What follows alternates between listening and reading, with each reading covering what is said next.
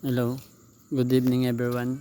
My name is Byron Ace Almaden from BSIT 3D, and we're gonna solve the problem one is retrieve all primary products from the database and organize them based on size. First up is select natin yung column na per size. Then gonna type the count. Then para ma-select natin ng lahat is gagawa tayo ng open parenthesis, then asterisk, then close parenthesis, and a size count. Manggagaling siya sis from front product. Then i-group natin siya by per size.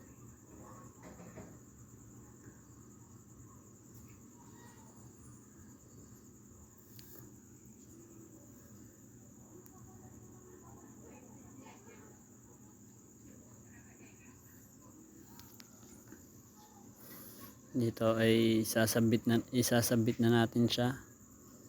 Then ang magiging output niya is per size. Ang large is 3, single order 3, small 3.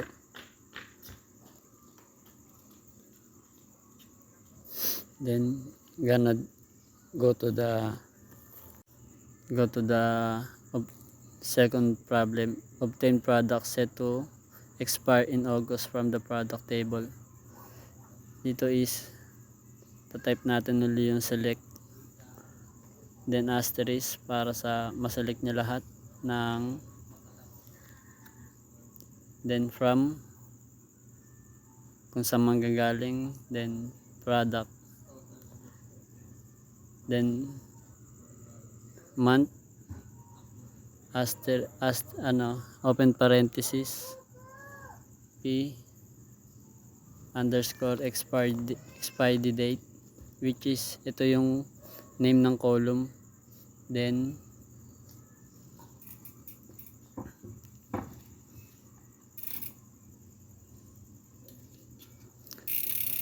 equal 8, which is ito yung number ng August. Submit natin, then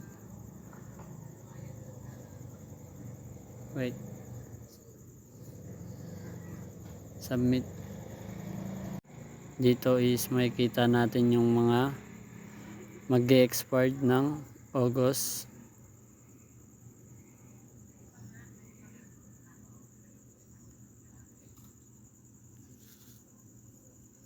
And gonna go to the third problem is calculate the total sale from the product cart table including product name, size, and quantity. Dito is select natin yung product name, then yung size,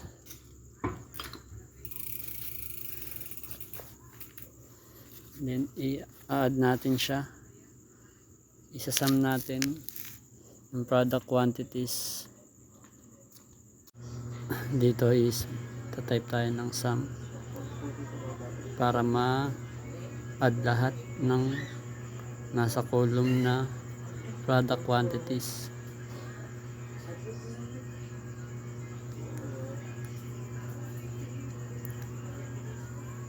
Then para maagawa tayo ng panibagong column, type natin as, then name of column,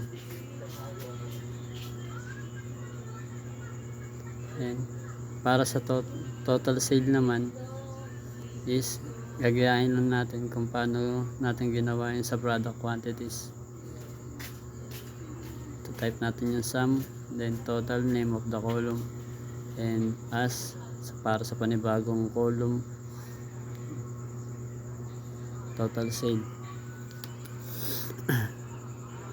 Then type natin yung from kung saan siya makukuha, product cart.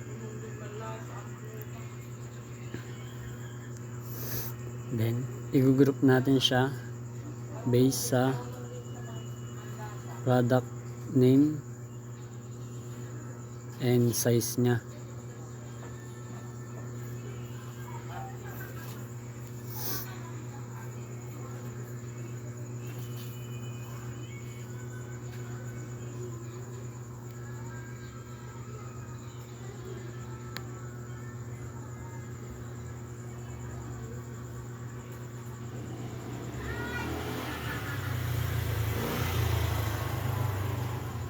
Yan. Makikita natin dito lahat na na-add lahat ng quantity tsaka total sale. Then we gonna move to the fourth problem, which is retrieve all records from the sale table and group them by date. Dito naman is tulad lang din ng una, i-select natin yung column na date uploaded. Then isasum natin lahat ng nasa column na total amount. Then para nga sa paggawa ng panibagong table ay gagamit ulit tayo ng as, then panibagong table ng column name.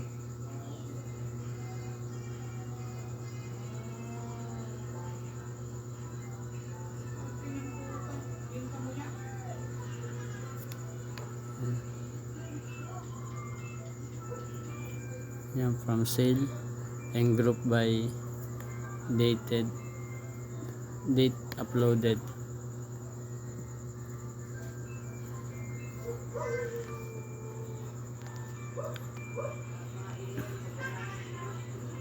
Sasubmit natin. Makikita dito na nung September tsaka yung total sale nya.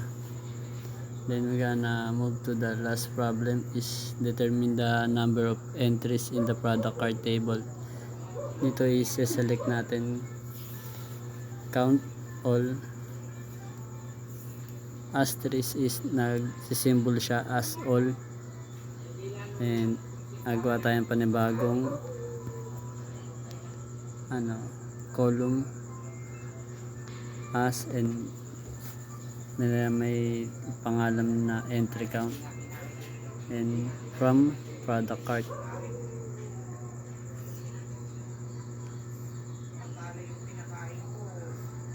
Submit. Ito is makikita natin lahat ng entry count na lalabas. And that's all. Thank you.